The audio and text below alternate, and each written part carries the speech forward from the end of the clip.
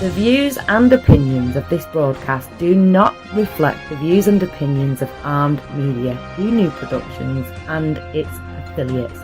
Enjoy the show.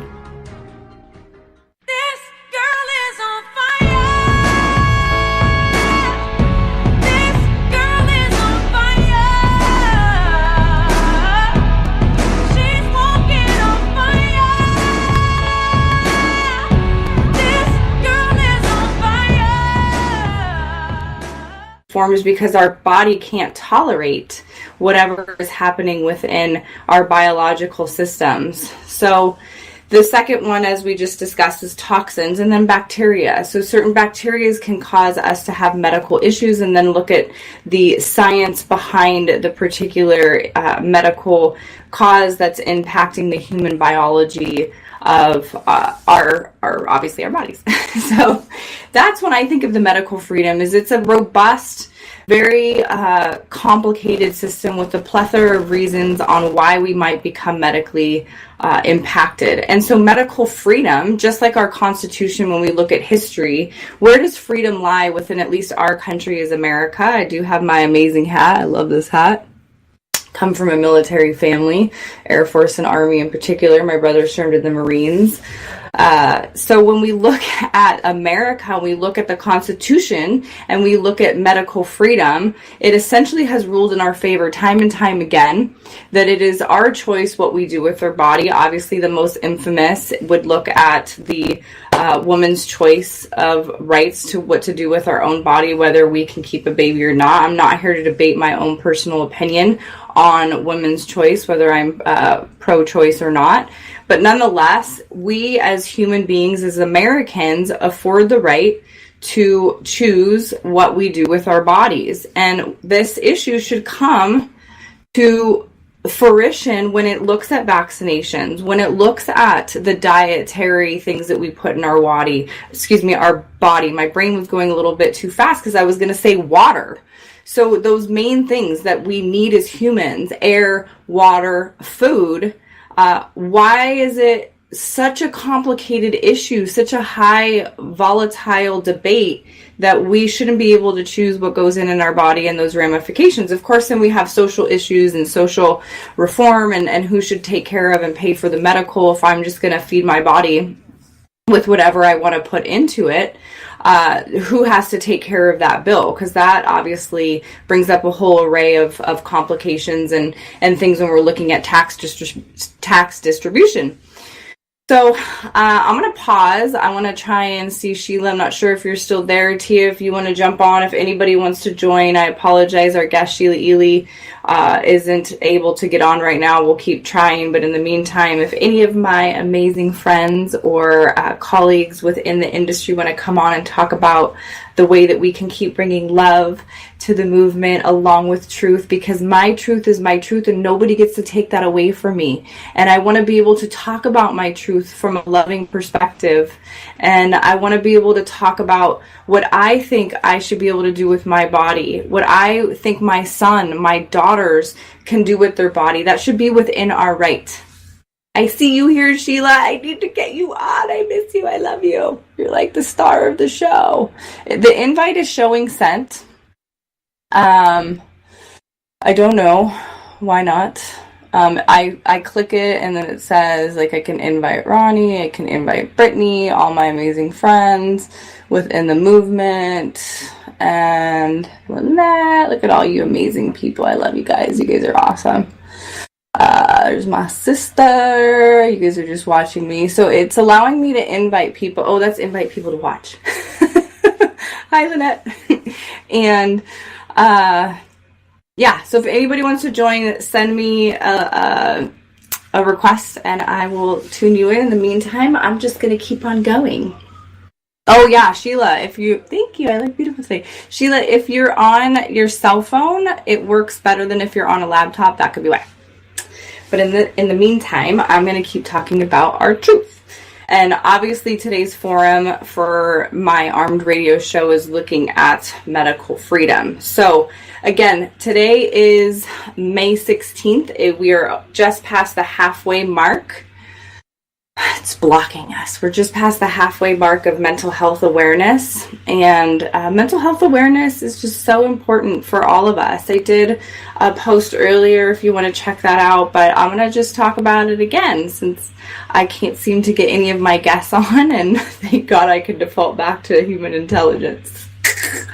So, mental health awareness. What is mental health? So we just talked about medical freedom and biological. We need to get you on. So mental health, obviously that means mental. So I'm going to stand up. I'm in my gym clothes. I worked out with my daughter earlier.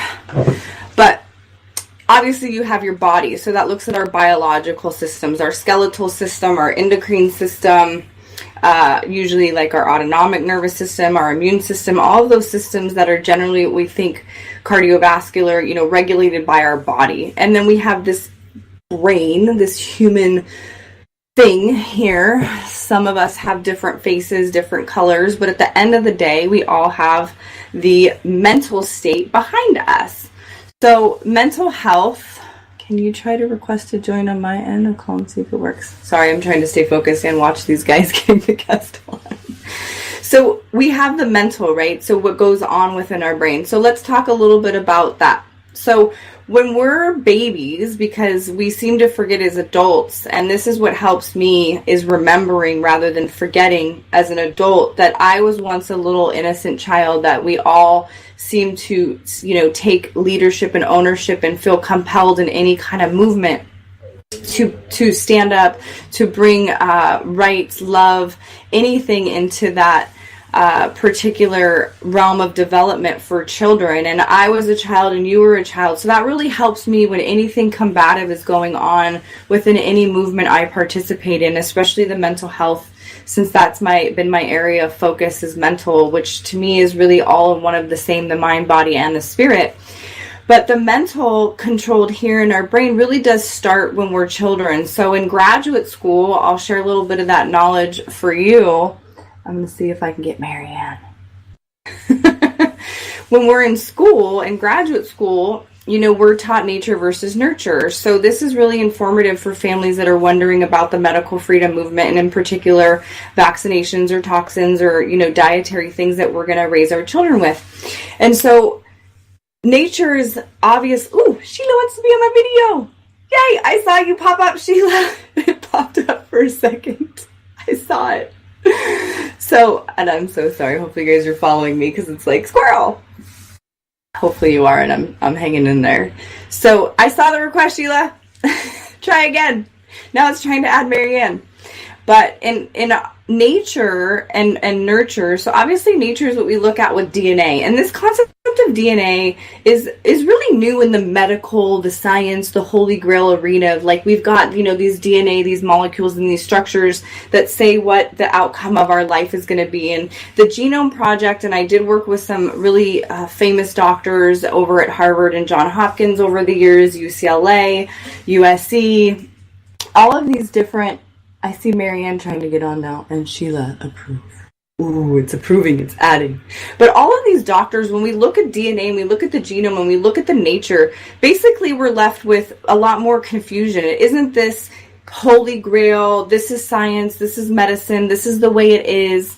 And so the nature issue is so important to talk about with where society is going. Those little babies, ourselves, again, I don't want to repeat myself about living in a toxic environment and so many of us being sick mentally, physically, and spiritually, because I have been in this amazing place the last 30 days, 60 days, 12 months, year and a half of my life. Just, I want to share it with the world that there's so many beautiful people in the mind, body, spirit, in the intellectual, in the spiritual world that are healthy, that we keep needing to surround ourselves with that. And when we're in a movement or we're advocating for those that fall under the mental health or fall under the mind, body, spirit that are suffering, it said no answer, Sheila, but those that are suffering, we need to stay strong and we need to stay spiritually strong. And the best way to do that really is to come from love. That's the one lesson I've learned over the last year and a half of my life, and all of the devastation and all of the destruction that comes from when you're an advocate, from when you're a high political profile, from when you're in a civil rights movement. I love Martin Luther King. I love the president of that time who was advocating for civil rights and just looking at the humanitarian effort. I'm going to keep seeing if I can try and get you guys on. Sheila, it said that it was trying to call you and no answer. Now it's popping up again. I'm going to try. Can't bring Sheila Ely on. There's already a guest in broadcast. I think it's Marianne. We'll keep trying. Thanks. But the civil rights leaders of our times, you know. Hi, Marianne. Hi, how are you, Jamie? I'm awesome. How are you? I just figured this out. I had to turn my phone landscape for it to come up. So Yeah, it has to be turned sideways. That might be what Sheila's having an issue with. We're trying to get Sheila Ely on, and then I saw your request to join, so I hit you, and then I saw her request to pop up. But let me just talk to you for 5 minutes, and then Sheila, I'm sure you're watching Love, will come back to you. This is awesome. Okay. We just have so many thought leaders right now on this Facebook Live. I'm so appreciative to you and your movement and your son, and we've been praying for you. And just tell us the wealth of knowledge and experience that you've had, and if you agree that as we keep telling the truth, as we keep advocating for mental health, whatever it is, whether it's autism, it's depression, it's suicide, it's oppositional defiant, it's intellectual disability, it's anxiety, no matter what it is, tell us your knowledge. What do you think? Give us the 5-minute lowdown, and then we'll try and get Sheila back on. Well, what I've noticed in the last 36 years in talking with other parents, it's kind of a roller coaster. We have our highs and our lows. Some days we feel like we're making progress. Other days we feel totally defeated. But we cannot let that enter into what we're doing. We just have to put one foot in front of the other and move forward. Because we are making progress, Jamie, the community's coming together, and it's just beautiful to watch. Yes, I love that. Thank you for saying that. The community needs to come together, needs to stay together. As long as we have the mission and we all have our own, you know, ways of advocating and avenues that we're doing it, as long as we're together in that mission and we just do it from a place of light and love, I am right there with you. Yes. And it's just, you know, it's very hard. I mean, I know how tired these parents get because, and as I told you, as you get older, it doesn't get any easier. No, don't say that. Keep going.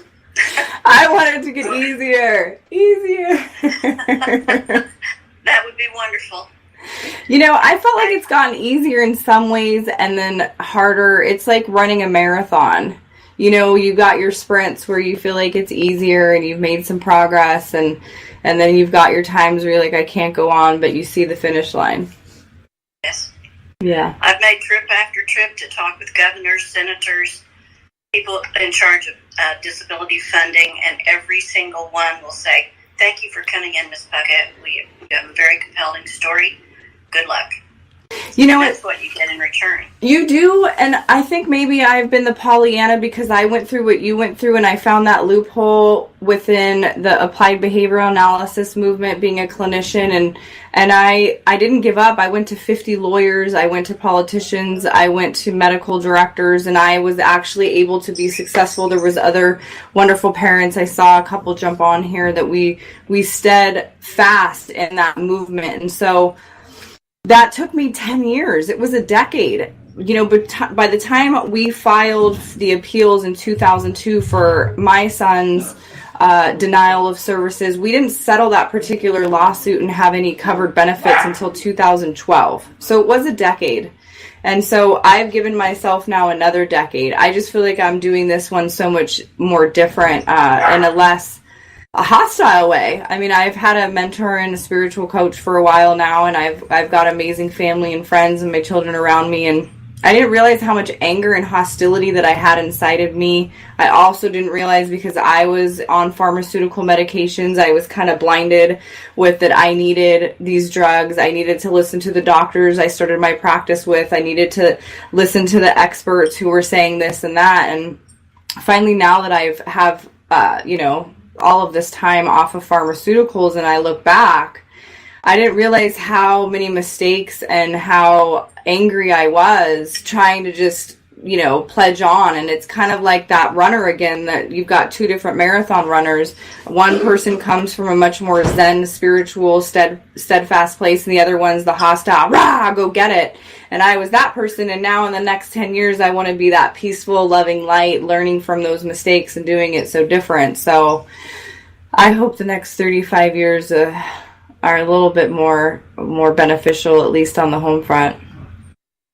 Well, the thing that's helped me most, Jamie, is the fact that I am a Christian, and I've watched God's hand in this the entire way. The people He has put me in touch with has been incredible. Yeah. Dr. Russell Blaylock. In 2012, Stephen was hospitalized with encephalopathy of the brain. The doctors were saying, it doesn't look good.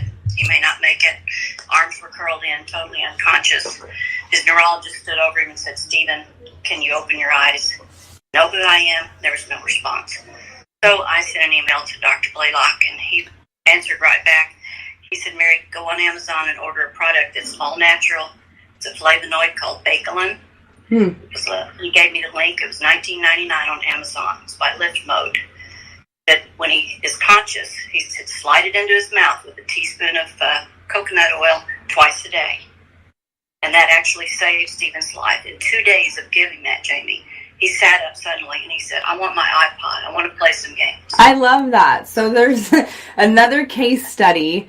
We get a lot of hate mail. I see Joshua on here. I see a lot of folks on here where a lot of us in the movement get a lot of that hostility, pushback, and retaliation and accusations. And I just love your story and hearing case studies. I have heard more times than not, and I'm a professional in the field, that natural interventions, obviously in the behavioral and speech and language arenas, that these things make a huge difference, and we can opt out of the toxic agenda.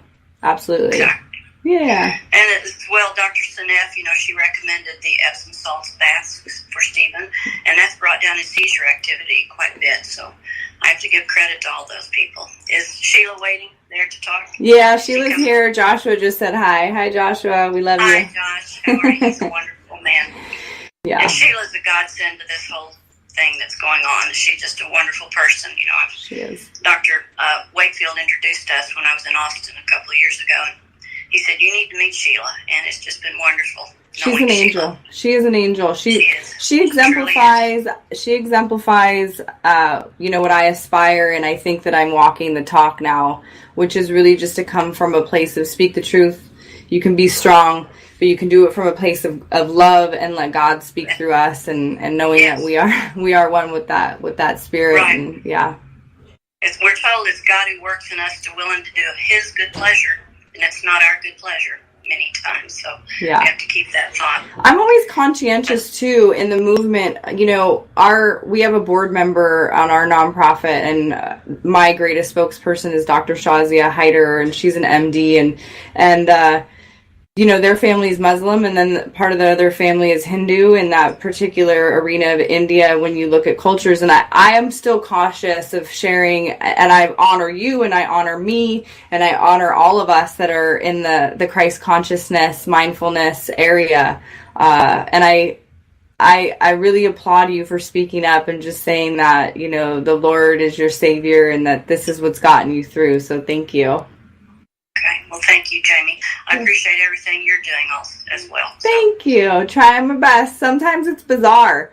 I'm like, here I am. Do you want our program for free? Do you want our ebook for free? Do you want, mentorship? We've got lawyers. We've got does anybody want it? And the phones don't ring often. And you're like, what is going on?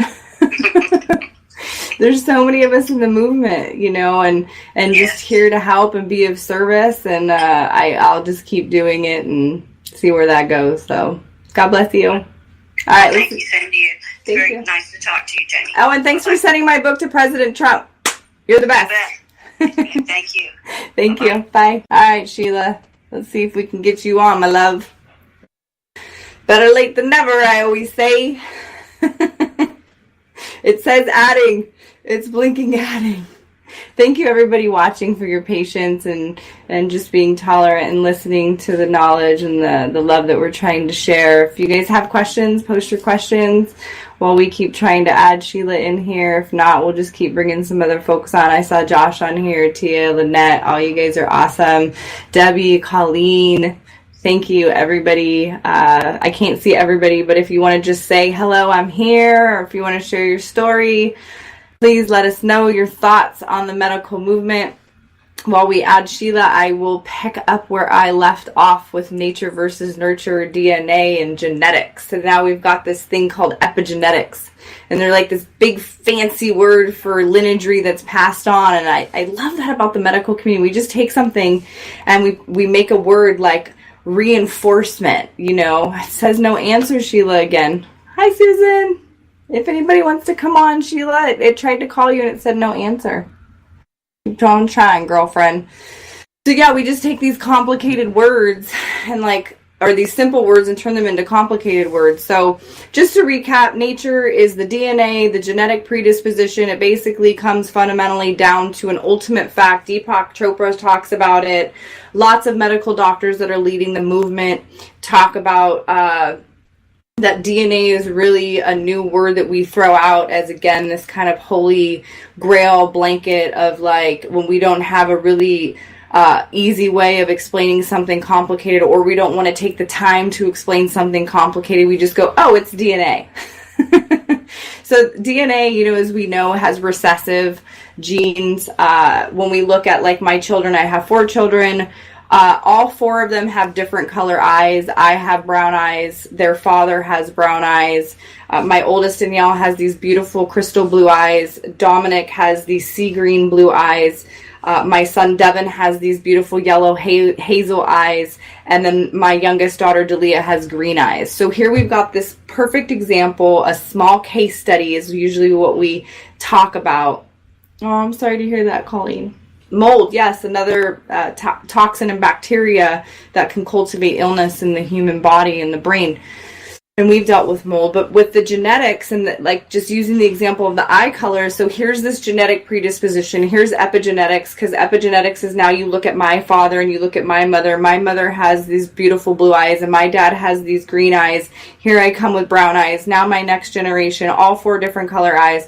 This is a perfect example when we're looking at things like medical freedom movement and should vaccinations be forced. I'm not arguing one way or the other right now. Everybody knows my stance on what I think about vaccines, but I'm just wanting to drop legitimate knowledge. If anybody wants to debate, I'm always up for a debate. There was that gentleman, Mr. King, who I agreed to, and then he disappeared. But so that's a prime example of eye color and genetic predisposition, is that when we look at injecting or putting through our oral, capabilities, whether we're drinking something like alcohol or coffee. Ooh, says you want to come on again, Sheila. Approve. Let's work. So when we're taking something in, obviously it has an effect on us, and then our genetic predisposition, whether it's our immediate genetics and DNA or our grandparents and great-grandparents' DNA, that's how you explain epigenetics. I don't know how you share it, Colleen. So I wish I knew how to just get Sheila on. So when we look at epigenetics and genetics, and now we come to the toxic agenda and GMOs and corn syrup and the air that we're breathing, the pesticides in our foods, the water that we're ingesting with fluoride, and now here we come along with all these babies and almost 60 shots by the time that they're toddlers. And in those shots, we've got an array of bacteria, an array of toxins, an array of viruses, and we're just injecting them. So just take that. I wish I could take a picture. If anybody's good at arts, take a picture of a child and let's, Timothy, are you watching? take a picture of a child, take a picture of the parent and the grandparent, and then let's like do columns, almost like silos, and show the grandparent, you know, in the early 1900s with the factories and the Mad Hatter syndrome, where it was like we still had farming and we still had healthy food and, you know, and consumption as a human. But then you've got the factories that are, and the oils and the cars that were leaving the runoff from petroleum. And then that impacted that generation from the early 1900s. And then you've got the 1950s through like the 1990s, you know, our kind of generation. I think there's a conspiracy. Sheila, there's a conspiracy. It's happening now. Yeah, Lynette, you can jump on if we can't get Sheila on. It keeps trying to add her, and she's sending me, and I'm sending her, and it's literally not working. I think they're trying to keep us apart. So you've got the grandparents. So now here we are, like 1950s to 1990s, and we've got now corn syrup introduction, the introduction to the polio vaccine, some of the newly on the market vaccines of like the hepatitis, the DTaP, all these new ones that were coming on board. Nixon era starts introducing all of these different types of foods. GMOs start towards the end. You've got pesticides spraying the vegetables and the fruits that we're eating and taking in that are supposed to be providing the natural nutrients that our bodies need. And you've got that generation. And then it just keeps getting worse. You've got the air quality, the things that I forget the name of them if somebody wants to enlighten me. I'm trying to stay on track here while I'm like, Sheila, is the air, the EMFs. Oh yes, then EMFs, that's not the air stuff. But then now we've got technology, and we've got, I'm going to print screen this. Let me see if I can print screen this. I can show you later what it's doing. I'm approving you. It's showing adding. I'm print screening all of this. Just ignore me. I'm not paranoid. Documenting. Chemtrails. Thank you.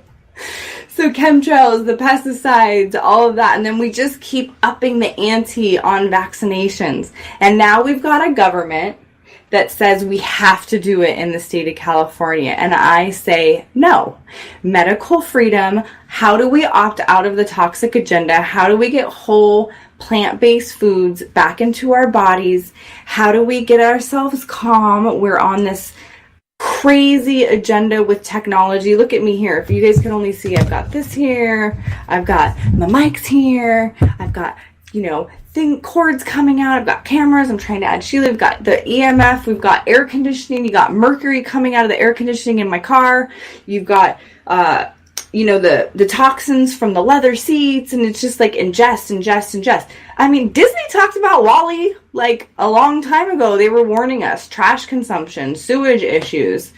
So when any government tries to tell me what to do with my body or my children's body, we need to be marching the streets. So when I say marching the streets, though, I mean a peaceful march of the streets. I mean like Gandhi used to do, or Martin Luther King used to do. So there's these different types of movements that we can create where we can have peaceful walkouts, where we can go and say, we're not going to tolerate this anymore. And as a community, the leaders that speak up, that say, look, I'm going to sacrifice myself. Most of you know I sacrificed myself. I engaged in an experiment. I engaged in a case study.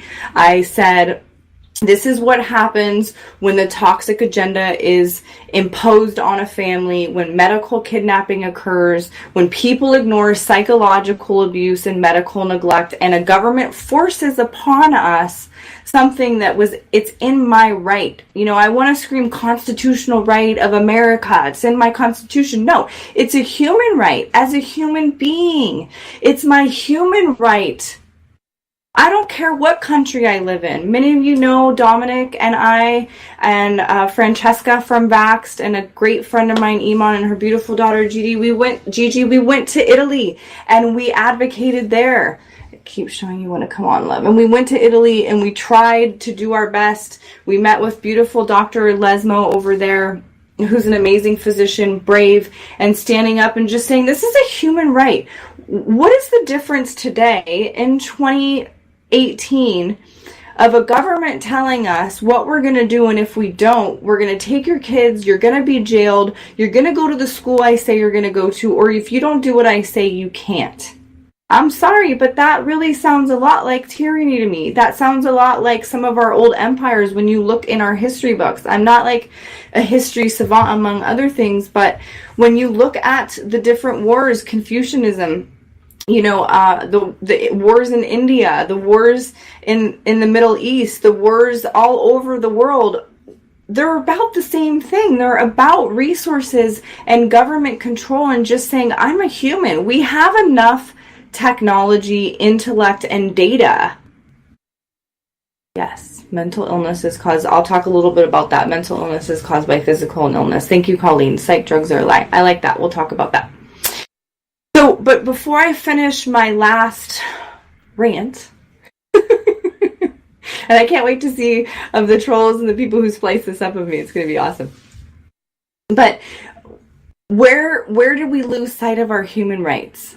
Yes, I get the Constitution of America and that we live in this country, and it is better, but do we settle? I went to Puerto Rico, and when I was in Puerto Rico, I shared on a post with Brittany Cara, and I've talked a little bit about it. I'm going to share it again. Puerto Rico is responsible for 80% of the manufacturing of psych drugs, of pharmaceutical America. 80%. So when you look back at the laws, I met with so many people in Puerto Rico that are just doing beautiful, wonderful things. FEMA, borders without, I forget, I'm sorry, but you know what I'm talking about.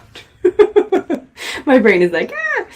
So when we're in Puerto Rico and we're meeting with all these nonprofits there, and then we discover that they're operating off of these laws, and that explains why we took Puerto Rico on as a territory, but yet they don't have a right to vote. I found that very fascinating. And the fact that Puerto Ricans get double taxed. So 80% of the manufacturing and the largest shareholders of patents on pharmaceuticals also reside there. And then they ship them over here and they get taxed. And then to get back to the Puerto Rican people, they get double taxed. So when I was studying the infrastructure, when I was over there volunteering in Puerto Rico, I just thought, it's all coming together. I mean, we're awake. I'm awake. I'm enlightened. I'm awake. I'm conscious. I'm mindful. How do we get this information out to the rest of the world? Where's ABC News? Where's Fox? I was, when I was with my daughter earlier today and we were heading to the gym, I'm listening to Fox 11 News. We're talking about people selling, handbags fraudulently, these fake handbags, and selling them to people on the market, and it's criminal. And I'm like, yeah, definitely. Thinking and tricking somebody into having a Louis Vuitton when they're paying $5,000 and it's a plastic, really high quality grade knockoff is pretty damaging. But what about what's going on with our children? Timothy posted, I'm not going to, beat a dead horse, but 1 in 10,000 children were diagnosed with this thing we're calling autism. And I'm going to get to that comment that you made. Thank you so much, on mental illness really being physical, because this is a prime example. Is when we look at autism, when we look at many anxiety disorders, when we look at depression, when we look at these mental health issues. Thanks for sharing that, Kimmy. When we look at these mental health issues, what's really at the core is physical. So I'm just going to run through in the layman's terms again. And Lynette or anybody wants to try and jump on, I'm so sorry. I can't get Sheila on, and I'm definitely thinking there's a conspiracy here. But when we look at depression, for example, oftentimes depression is caused by a biological, a physical issue that's going on within their body. Absolutely. It also is, it's a reciprocal. There's reciprocity between the body, what we're putting in our bodies, our diet, what we're eating, immune issues. For example, hypothyroidism. I suffer from Hashimoto's. My sister, I don't know if she's watching, and my nephews are pro surfers, and they're dealing with the San Onofre runoff with the nuclear waste down there. And they've got a higher rate of thyroid, your adrenal glands being attacked. And so when you've got hypothyroidism, you'll see a lot of times depression and other biological issues that will cause what we call a mental health issue. And then you look at the DSM. I'll talk a little bit about that. So then when you look at anxiety disorder, it could be the opposite. It's something going on with inside of our bodies, irregular heart palpitations. When you look at the autonomic nervous system and the nervous system suffering from something, I see somebody trying to come on, and you've got the same example of the adrenal glands. It's Sheila again. And hyperthyroidism, it's, the adrenals are then they're in overproduction, and so we're anxious.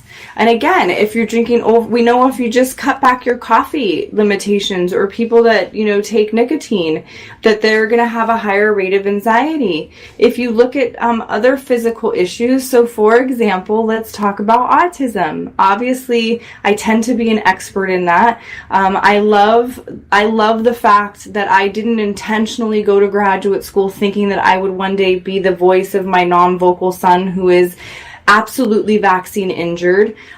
So when you look at biology and you look at autism, it's pretty clear in the science.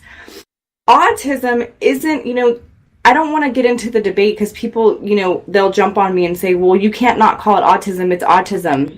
Yeah, of course, symptomology wise, autism across the spectrum share speech and language issues, perseveration and intellectual impairments, and social lacking. But there's that whole spectrum from severe, moderate, and mild. And that explains, when you look at it from a biological predisposition, a biological, what you call comorbid occurring issue. And the medical science is so clear. It's so clear. It's been there for decades. We've got MDs on our side. We're not just running around crazy like they've been calling us for 20, 30 years. There's brilliant medical doctors, MDs, DOs, NDs, chiropractors, acupuncturists. There's so many. I meet them everywhere. That's why I find it so interesting that in my circle, and it's not just the circles I run in, it happens everywhere I go. When I travel to Asia, when I travel to the Middle East, when I travel to Europe, when I went over to Puerto Rico, I just meet all these people and we're all saying the same thing. And they're PhDs, clinicians, doctors, therapists, all saying the same thing. We don't really think that we should be labeling this a mental health issue. We should be calling it what it is. There is an autoimmune issue. There's a virus, a bacteria, and a toxic. Sheila, are you on your cell, my sweetie? Sorry, guys, I'm trying to pay attention.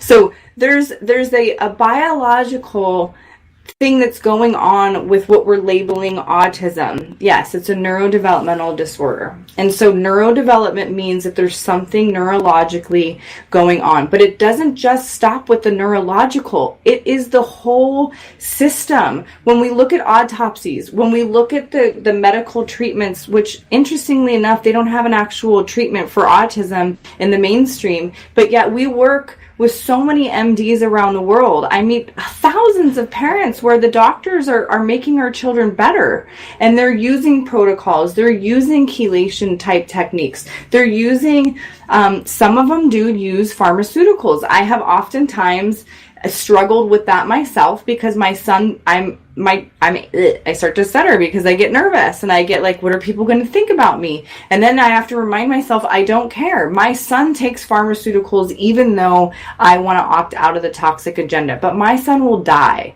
My son has grand mal seizures. He will pick his fingernails off. He will run naked down the street. He will jump in front of cars if I don't control the biological issues, because it's biological. You're right. It's the autonomic nervous system. It's the peripheral, the vestibular, the parasympathetic, the sympathetic nervous system.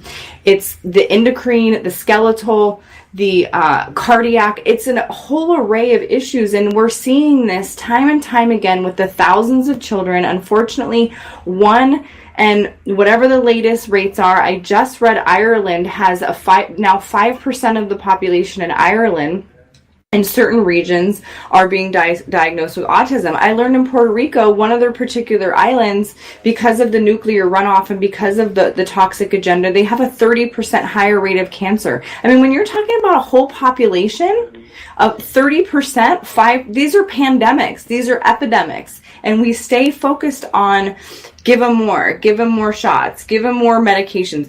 It doesn't make any sense.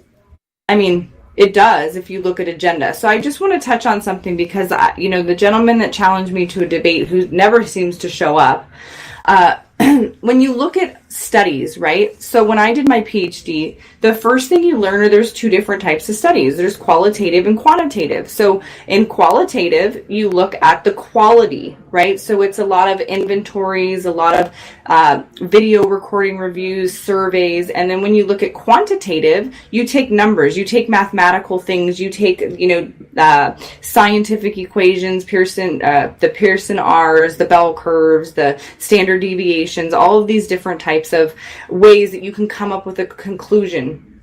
That's the first thing, qualitative versus quantitative. And then you look at, and this is where if everybody can just pay attention to this one part, you have dependent and independent variables, and you have to have extraneous. You have to rule them all out. When you look at the current agenda, when you look at current studies, it's impossible to say 100% with a doubt that this is not causing it or this is causing it. You can definitely make qualitative references and inferences from things, but let's take the Mercury study. Sure, if you look at a study that looked at qualitative data, you've got to look at their sample population. Where did they get these children? You have to look at the ethics. You have to look at the ethics behind the studies. Who funded those studies?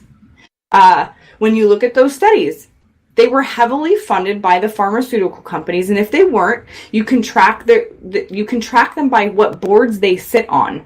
So if, let's say, the study is funded and it looks independent by a particular, investor, and it's not a pharmaceutical company, but interestingly enough, you find out they're married to somebody on the board of Pfizer or Merck or Eli Lilly. They're married to a doctor, their children is a doctor, they have somebody in their family in the stock market with a portfolio amongst those particular companies. So those, in coming full circle, you've got to look at the qualitative, the quantitative data, you have to look at the independent variables, and you have to look at the ethics. There's so much more, obviously, to that. I can't shrink a whole PhD, methodology into, how much time do I have left? 10 minutes. I don't know why I can't get anybody on, but I'm doing good. So I can't get all of it, into this short time, but I'm hoping that makes sense to all of you. So I guess I want to end in the last 10 minutes, of course, coming full circle with this concept of love. So mind, body, spirit, nature versus nurture, mental health versus biological. How do we apply love to that?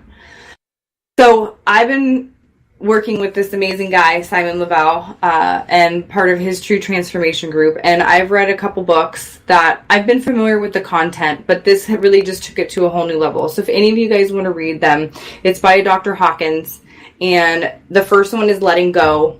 And the second one is Power versus Force.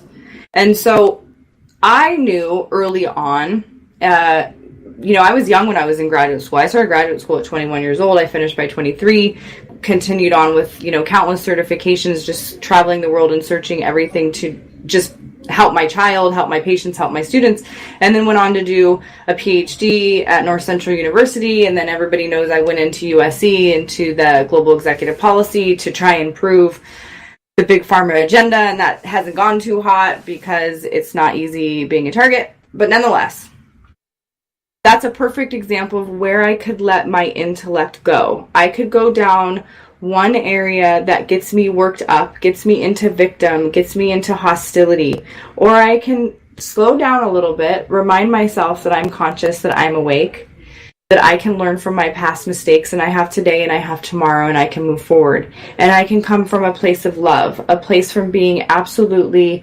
positive, peaceful, and oftentimes quiet.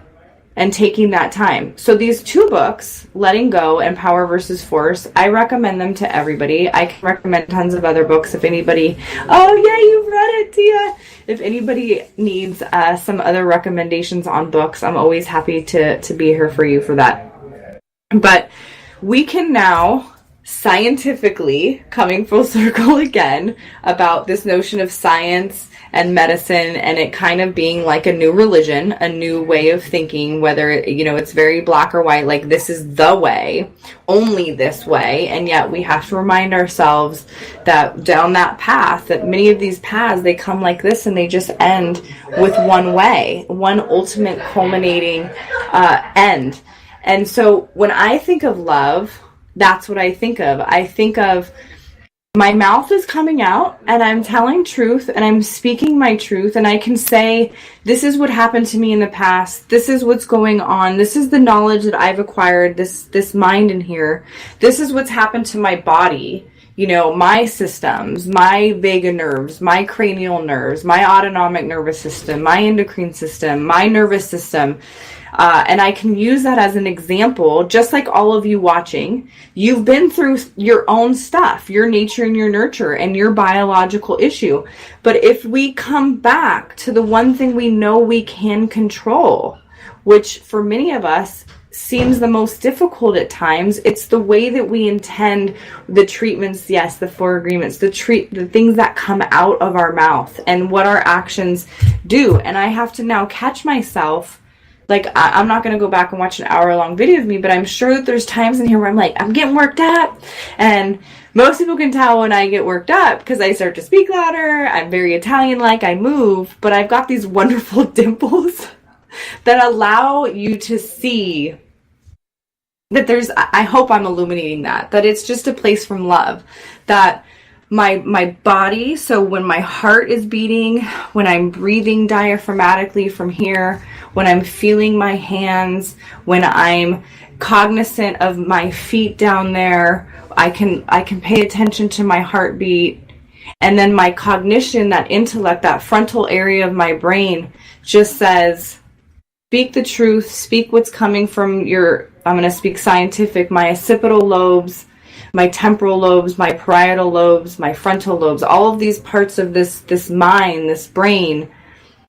But I want it to come out from love, because I want for you watching and for anybody else that sees this or anybody that can feel me, because we are electromagnetic waves. And the book Letting Go and Power versus Force will explain the science behind this. I vibrate higher.